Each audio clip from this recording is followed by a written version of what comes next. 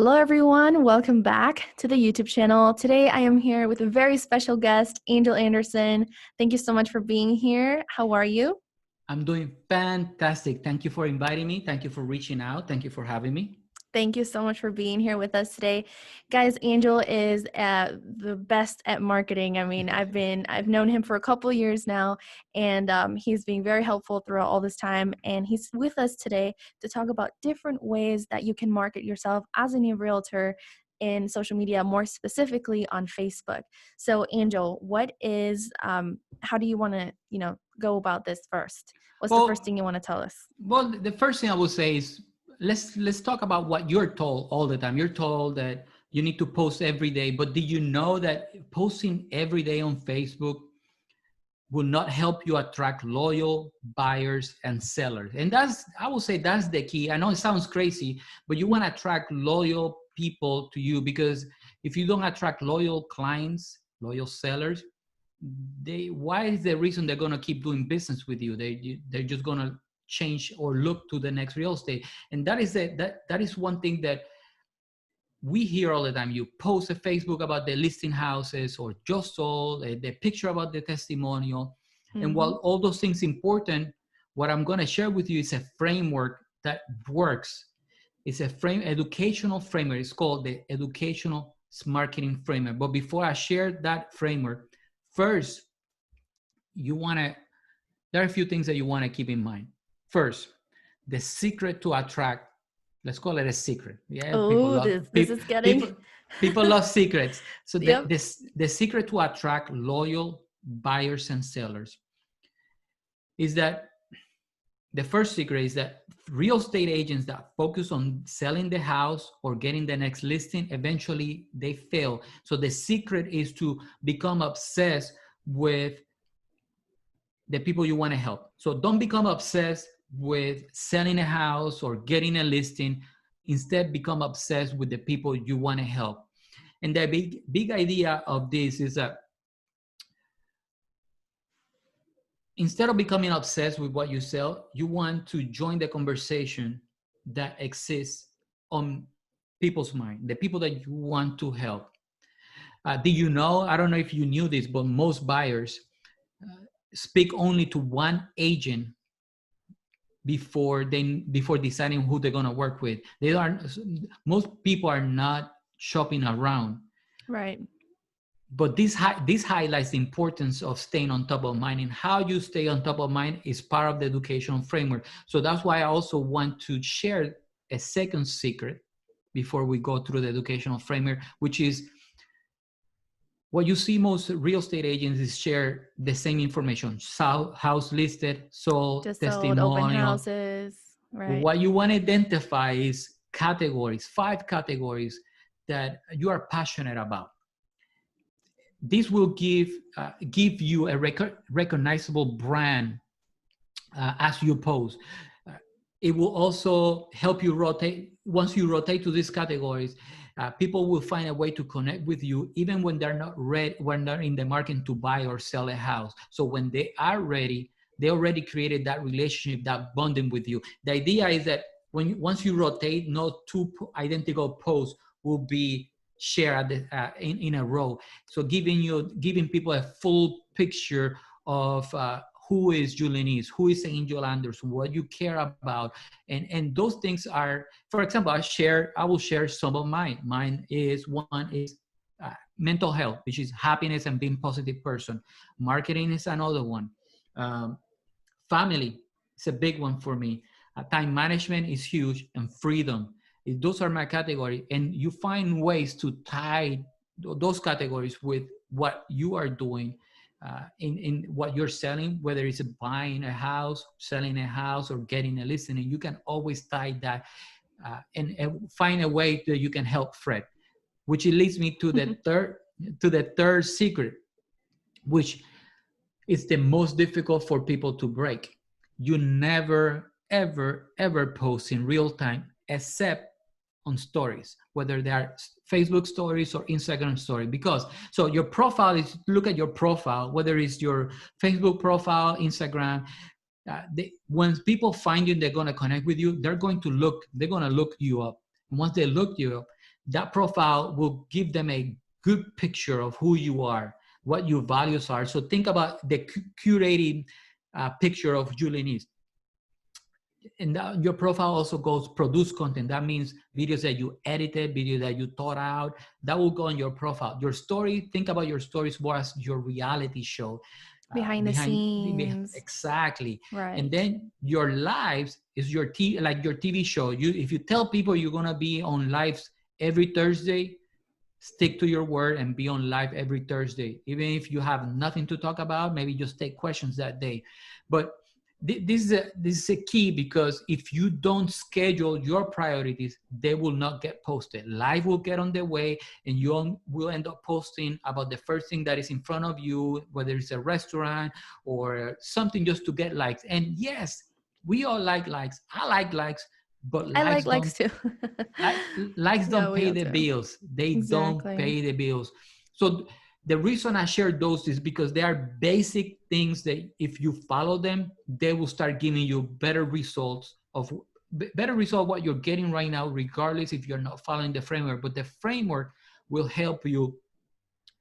And that's what it is. It's a framework to give you a structure of what you should do. This is a minimum amount of content that you can create to get results. The idea is that you create one live, one Facebook Live. So here is 7 steps. So the first step is to create one live that is 20 to 30 minutes long. That live will give you enough content so you can share clips to your social media, smaller clips to the rest of your social media accounts, and including Facebook. That is the idea. So step 1, do a live that is 20 to 30 minutes long. 2, share clips from that live into your social media throughout the day. Most live streams that I do that are between 20 to 30 minutes, on average, I get between 10 to 14 clips. That means that if you're posting Monday to Friday, at least once a day, one live stream will give you more than enough, so you don't have to create content every day. That's it. And just so to clarify, let's say that we are starting right now doing a live. We're doing a live. And this live is 30 minutes long. What if you chop down or edit the section of just the framework, and we just cover the framework? That might be 2 minutes. That's one clip.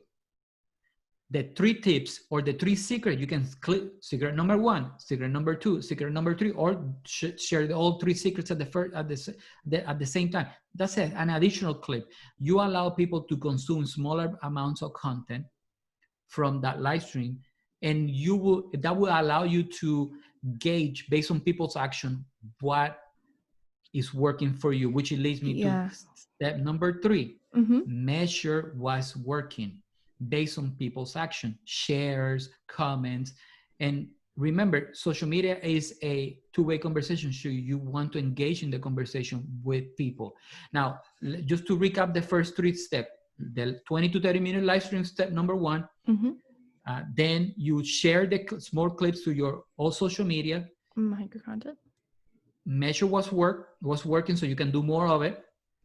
Run ads against the content that is performing well, whether it's $10 or $20. You run, because if it's performing well, what you want to do is throw more fuel into that fire, so Facebook helps you attract more people that you want to attract. You hear all the time pay to play, but whether you believe in that or not, if you don't have the time to outreach thousands of people, pay Facebook the $20 and let them do the work for you.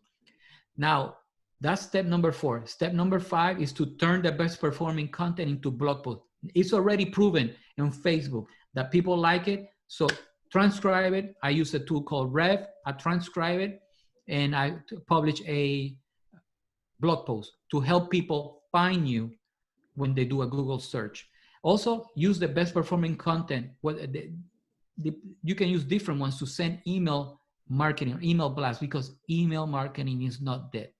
And the last and final step is to produce more content based on what performed well, so you can add to the topic. So Angel, why the secret number 2 is so important? Why should I not post in real time? And then you create a new piece of content based on that, because people ask that question and people will want to know more. So you avoid that, keep vomiting information and wasting your time creating new content that people are not asking for. And the reason the reason I call it the educational marketing framework is because, well, if you don't know, marketing is the alignment of sales and marketing. So you're still selling. We are always selling, but you're not asking for the sale. But educating people, when you educate people, increases loyalty. And you're not selling like everybody else. Increase client retention. If you educate your clients, they will keep coming back for more. Increasing reach, how? People share. You let other people do the talking for you. And one live stream, come on, that you can reuse for 20 to 30 minutes every 2 weeks, that you can reuse 10 different times. It's just smart, efficient with your time.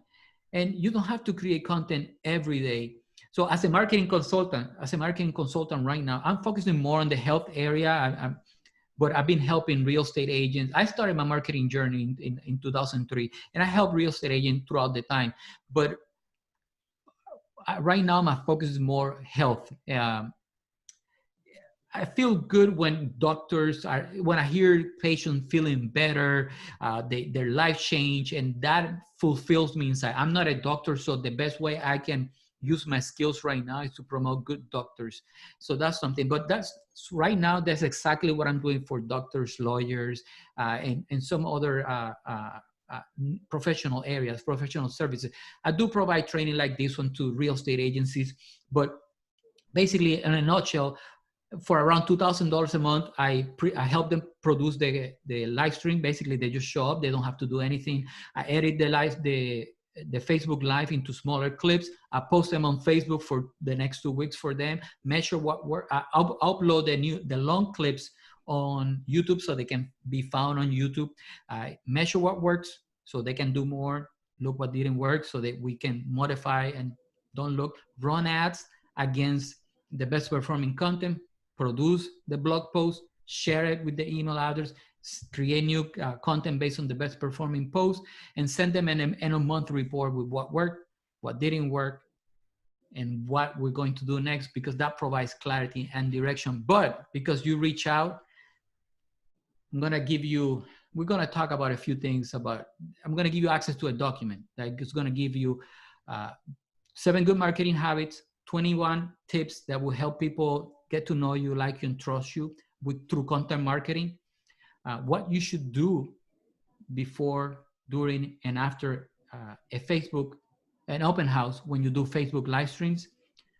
7 tips so you can get better results from your Facebook ads, and 12 impromptu videos that you should be able to answer with your own insights. And that is the key with all this content. You don't want to outsource the content. You want anything that is created, you want to create it through your Facebook insights. Through your insights, personal insights. Personal insights. That's awesome. Thank you so much, Angel. And is this document going to be available to the audience for free? Mm-hmm. Yes, they're all free. I'm not selling you anything today. I'm just sharing a framework that works. As long as you educate people through a live stream, that will help you attract more people. If they live stream, I've seen it, Julieniz, it doesn't matter if they're doctors or lawyers or real estate agents. You educate, you will attract more people. They will come back for more because they are learning. There's so much back content. There's so many people fighting for your attention that they just. How many real estate agents are in your office right now? I don't want you to name names, but they're sharing the exact same thing. A new listing. I just got a new listing. Just sold a new house. 5-star testimonial. Okay, so with just using these 3 posts, I got a new listing. Tell me more. What should I care? We have over 500 agents in the office, and I can tell you less than a handful of them do meaningful content. And if they do, it's not their own, because they're top agents and they have to outsource it. So it's not the same. So there was an opportunity, because as There, new agents, you know, our value propositions, we have the time, you know, we have that, what do you call it? We just have more time than the other agents. So we should use that time efficiently and, you know, take time to build our brands and content. no, and so the mistake that we are humans. I still make this mistake, and I have to check myself. That's why we develop a phrase in our team that when we brainstorm ideas, the default question is, how does this help Fred? Because if you ask, it's not about you, and you hear that all the time, but we're human, we default to that. So for example, they ask you what you do, and your default answer is, they ask me what I'm gonna do, but in reality, what is that you do that benefit? What is that you're about to say about what you do helps Fred?